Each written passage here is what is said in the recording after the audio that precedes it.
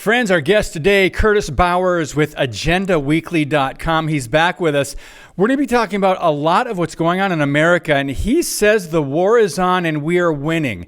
I'm going to ask him to explain what war and how are we winning. And also, we're going to talk a little bit about the CBS of all places, CBS News poll on President Trump's speech to Congress, and 76% of people approved. And also, there's another stat, 77% like the fact that Trump has plans for getting rid of waste in government. Another 77% of Americans like what Trump's doing on immigration and the border. And even with his handling of Ukraine, that's 73%. More of that coming up on Worldview Matters. Welcome to Worldview Matters, discussing controversial issues, discerning current events, defending biblical Christianity. No topic off limits. And now, here's your host, David Fiorazzo. Friends, thank you so much for watching, for listening, for sharing this podcast. We're growing like crazy, and it has to be God. So, all glory to Jesus. The article that we're going to go to a little later, the polls that came out on Trump's 2025 joint address to Congress, there it is. What's the result? Well, a large majority, not just a majority, and this is, again, CBS. So a large majority of viewers approve of what Trump shared, and the Democrats just looked like entitled elites and out-of-touch idiots and the Marxists that they are. But I want to bring in an expert on Marxism and communism in America and how we can fight it continually. Curtis Bowers, brother, so good to see you. Thanks for your time today. Oh, you're welcome. Glad to be on. Yeah, you've been beating this drum for how many decades? Many, several. Yeah, you spoke at a church. I think the first time I saw you was in Wisconsin. You came and did a sermon. You may have been there for a conference, but you spoke, and I thought, oh my goodness, I've got to get the Agenda documentary. That's when it first came out, and it is phenomenal. And I have been blessed to get all kinds of people that were in the documentary. I mean, James Simpson is one of them. We just had him on.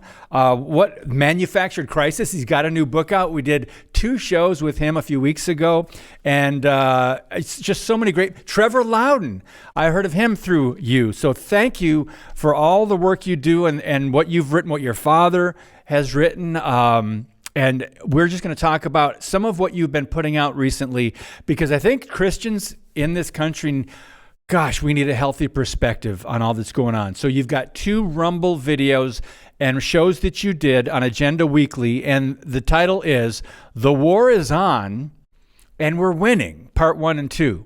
So Curtis Bowers, if you could give us an overview on what war, I mean, look at multiple fronts. All the major institutions, globalism, education, the corporations, and then you've got our government with the right and the left. So what war are you referring to specifically? And then we'll talk about how you sense that we're winning. Well, it's really a war for the free world. Is America, or is the world going to have countries that are truly free, sovereign, independent, and where the people really are over the government or not?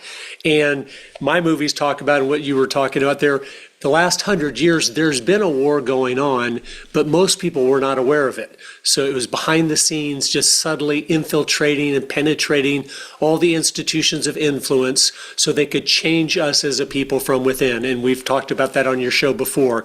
But President Trump, of course, is a very unique person, and he was just the man I think God picked to answer our prayers. A very unlikely candidate in a lot of people's mind, and that's the way God usually works. He uses everyone to his advantage and his benefit. But I see that he had lived long enough in this country to see the way it used to be and to remember what it was.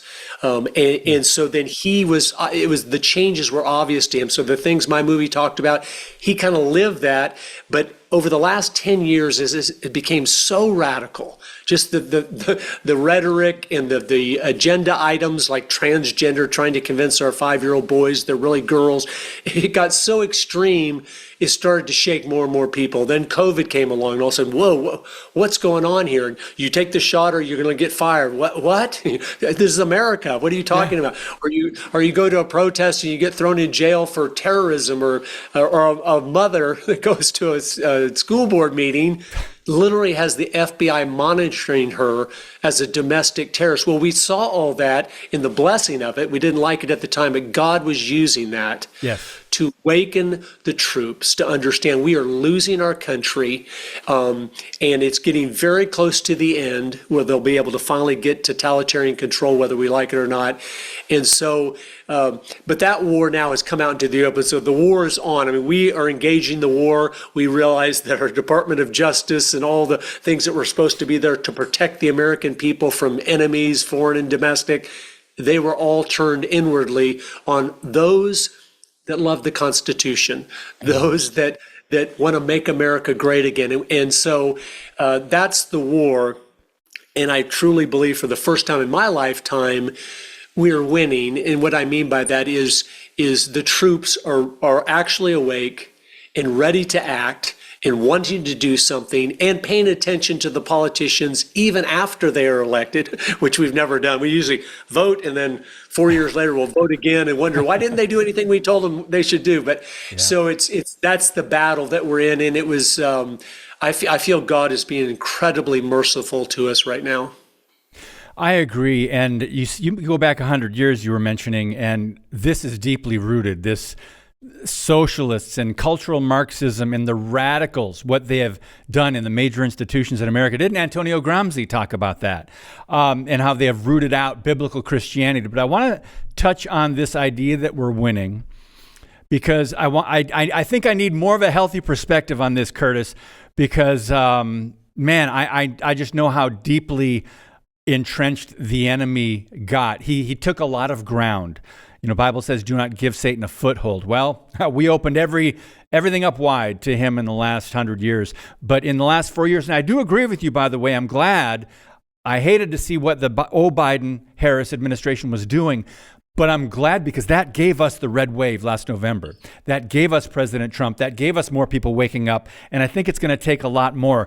But let's go back and talk about winning, because aside from what happened in November and some amazing things, and at a speed that nobody expected, what the Trump administration is doing in the first 100 days, praise God. I think before that, would you say that we weren't really winning before last November? Now we've got a chance here.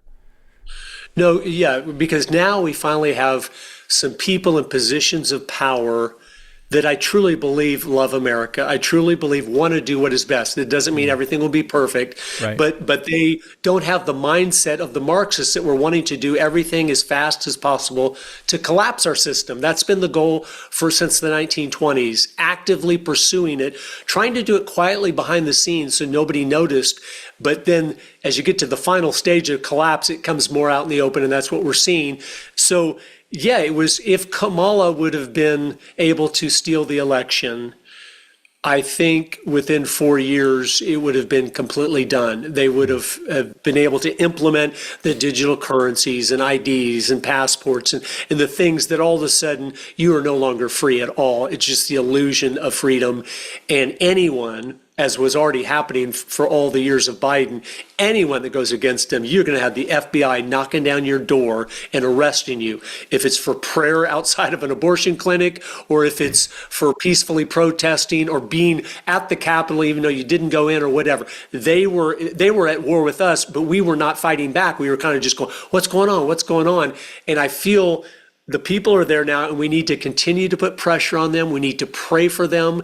We need to actively engage right where we are. When they do something great, we need to write them a thank you note. I always encourage people, have a stack of thank you notes on your desk that with the stamps. And when you see something, a local, state, federal person do something that's good, you sit down and write them a short 2 or 3 sentence thank you note saying thank you. We all last week wrote a letter to the director of HUD for his God-honoring prayer at the first cabinet meeting. We said we want him to know we appreciate when he says we want you to be our Lord. And so we need to encourage that. And likewise, when they do something that is despicable, we need to address that too. Even if it's our guy, we need to say, hey, I voted for you and I didn't vote for you for that.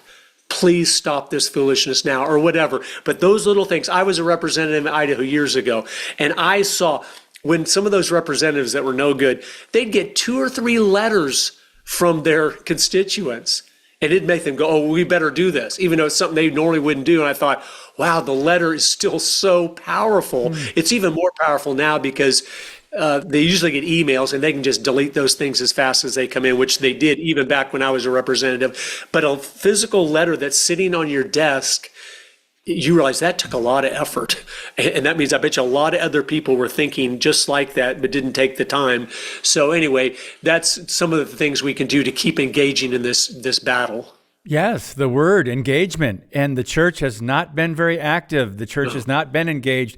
And we are still trying to rally the troops, rally the remnant of true Bible-believing Christians to get engaged, because I don't think, Curtis, people realize how close we were. Had Kamala Harris been president, won the election, I don't think there would have ever been another free and fair election.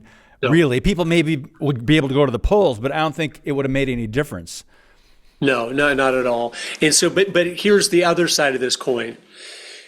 They see what's happened too. Just like you said at the beginning, 76% of the people in America said, I like the things Donald Trump talked about, that they make sense, which they do. It's just common sense items that we've ignored for decades, but it appeals to the heart of man. Him honoring the 13-year-old boy that's fought through cancer and then making him an honorary member of the Secret Service, that touches people. And when those vile, wretched Democrats, old, wicked, decrepit, sat there, would not even applaud for that boy, I thought, you're exposing the evil within you. You have to have a heart that is so hard, not to even tear. If you didn't tear up, there's something wrong with you. Because our heart should be tender toward that kind of compassion, that kind of someone lifting someone else up that doesn't get lifted up, to have a great honor that's kind of overwhelming. Trump is tremendous at that. He is, everywhere he goes, I've heard him in person many times. I've watched all his speeches. He always honors those around him, which is a wonderful character quality. He lifts those up that have done something that is admirable, and I love that about him. But they're seeing all this. They're seeing those polls, and they are getting desperate. And not to get totally sidetracked on this, but part of this war is, I think they will do whatever they need to do to win it right now. And they are desperate because they know they're losing worldwide. The momentum in all the countries of the world is we want to be free.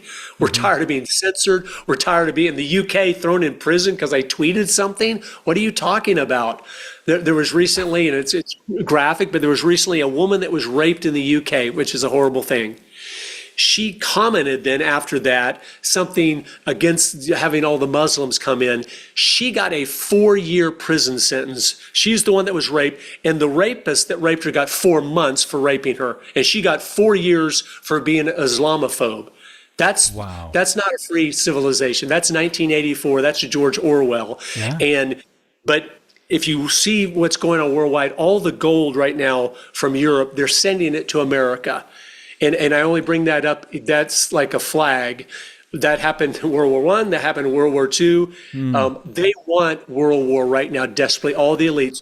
All the countries of Europe are collapsing right now, economically, because they've been socialist. They've rejected the blessing of children for 70 years, so there's not enough people to work, to tax, and they need a war to kind of bail them out of this mess that they're in. That's why they're still, even though Trump is pursuing peace, they are going, what can we do? We'll put boots on the ground. We need to stir up a world war to kind of solve our economic problems.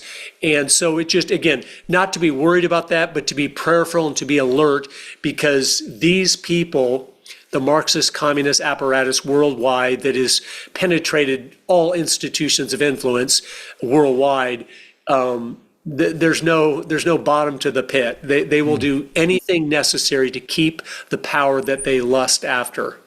Yep, I agree. And the Democrat Party is a mess and chaotic. It's a circus right now, but that might be a smokescreen. You know they're working behind the scenes. They never stop. They never relent on their godless agenda. So we've got to take a brief pause. We're with Curtis Bowers. AgendaWeekly.com is the website. When we come back, we'll talk more about how we're winning the war and also some of those stats from the CBS poll. And that's next on Worldview Matters. Introducing Patriot Mobile, the wireless carrier that stands with you. We are committed to supporting the values that make our nation great. With affordable plans and reliable nationwide coverage, Patriot Mobile is not just a wireless service. It's a call to action for those who believe in the American dream. Get free activation now with promo code DAVID.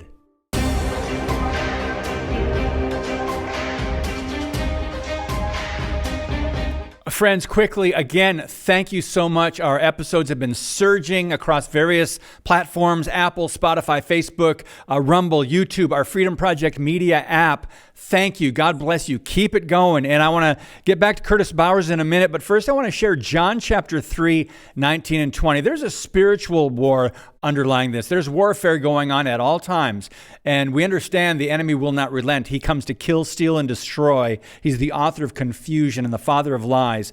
Well, I want to say there's people that are his disciples, and we're seeing that played out in our culture and our government. John 3, 19 and 20 says, "This is the judgment, that the light has come into the world, and men loved darkness rather than the light, for their deeds were evil. For everyone who does evil hates the light and does not come to the light for fear that his deeds will be exposed." Curtis Bowers, when I hear that, I think of Doge and what they're doing, what Elon Musk is doing in Trump. I think of they're exposing, all the cockroaches are scattering, right? Your quick thoughts on that before we jump into this poll. Yeah, well, we're finding that that's how they've been funding their side forever. I always kind of wondered, I go, how do they always have so much money? Are they just more generous than we are, which didn't make any sense? And it turns out, no, they weren't. Even the billionaires like Soros, all the money he gave to the radical causes we now know were just our tax dollars funneled through his nonprofits to get control and influence, but it wasn't even his own money. They won't spend one penny. Our side is generous because of our Christian heritage of loving our neighbor. So no, that's what I'm saying, is we defund them and continue to expose the evil. I don't know what they're going to do, but it's very interesting times, but I'm so grateful. God loves justice to be done. So I hear Christians, well-meaning Christians, say things like, well, you know what? We need to be compassionate. We need to compromise at times. We need to reach across the aisle. And I believe, Curtis, you cannot. How do you reach across the aisle and partner with someone who wants to kill preborn babies in mothers' wombs and mutilate young children, who hate America, who want socialism and theft, and who want to censor you? How do you lock arms with someone like that? And I want to read a quote, and then I'll let you respond about Trump's speech. Allie Beth Stuckey said this on X: "This time, Trump isn't here to make friends. He's not here to reach across the aisle. He's not here to be nice. He is here to put American interests first, no matter what his enemies think. That's exactly what I voted for." Curtis, your thoughts? Unfortunately, the Democratic Party has become an evil criminal institution. Yeah. If you study it, everything they support is death, destruction, theft from taxpayers, abuse of things and everything. There's nothing good. There's not one plank in their platform we would look at as a Bible-believing Christian and go, oh, well, that's pretty good. Not one. And so you realize they've been captured, and they were captured. Back in the 70s, that wasn't true. They had one of the best Democrat congressman of all was Larry McDonald. So, but they had some great people, but they were slowly captured, and now they're just a radical force. And so to compromise with evil is evil. You can't go halfway. The blackest of all lies is a lie that's half truth, and we don't want to be involved in that. I like that. To compromise with evil is evil. You can't join yourself with darkness. And we've got to know how to respond to that, because a lot of people say, we need to reach across the aisle. Otherwise, we're no better than the Democrats, than the left. No, it doesn't work that way anywhere. We saw what they're capable of in the last 4 years, and then during the Obama-Biden administration. But so the poll, Trump spent, according to people, 63% of the issues that they care about, he talked about. That was a good thing from the poll. Another thing is 68% said Trump's speech made them feel hopeful. 54% said that what he talked about made them feel proud to be an American, and that we've got so many more. Only 46% felt it was divisive, and those were probably Democrats. And one more, does he have a clear plan for inflation? 68% think he does and what he's trying to do. So we mentioned the 77s earlier to start off this show today, like what he's doing with Doge, like what he's doing on the border. Curtis, your thoughts on this idea that are people waking up, and after seeing what the left did, because you know them by their fruits, are more people sincerely waking up and going, okay, even independents are saying, all right, we love what he's doing right now? Absolutely. I mean, everyone has lived through the consequences of the actions of the Democrats, all the years of Obama, then even George W. Bush, who was kind of a counterfeit. He had a lot of no good things going on too. Yeah. And then the first 4 years of Trump, the first 3 years before they launched the COVID, things were going really good in America. The Black and Hispanic unemployment was the lowest it had ever been in history. It was also the first time in decades that real wages were rising faster than inflation. So people were actually getting richer and having more money to pay their bills. And so they lived through that. And then you have 4 years of Biden where it's just, 30% inflation over the 4 years or more. And you had everyone struggling with everything. And you had America just being mocked and laughed at all over the world because you have a leader that everyone knows is senile. And that's not his fault. It's the people that would be so evil as to prop him up there, like his wife, who is just she's a viper in my mind. Anyone that would abuse their own husband so you can be in a position of power is unthinkable. But they saw that. So it's kind of the proof's in the pudding, like the old commercial. And so I think people realize Trump is capable too. I think one of the most encouraging things to me, David, over the last couple months as he's put the different people in place is it's been rare to ever actually have a sharp person in a position of power. Usually they're just nice people. They're not sharp. They're just friendly, nice people.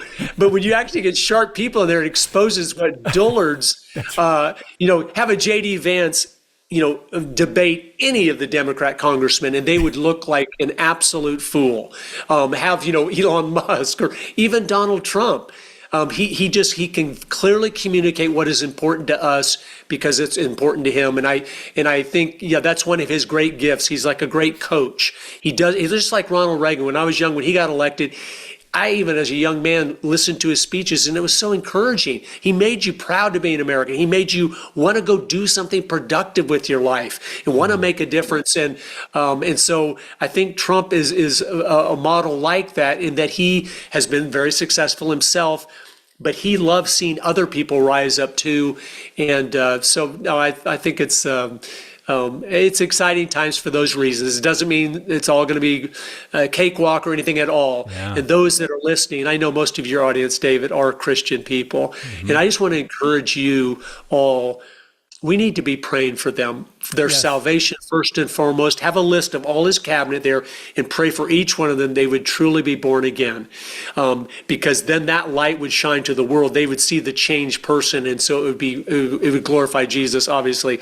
But it would also help them have the discernment to decipher between what sounds good and what is good, what looks good and what is right. So it's our part in this is to be faithful prayer warriors. And yes, they're going to make some mistakes and do some things, and we need to let them know when they do, hey, we didn't elect you for that.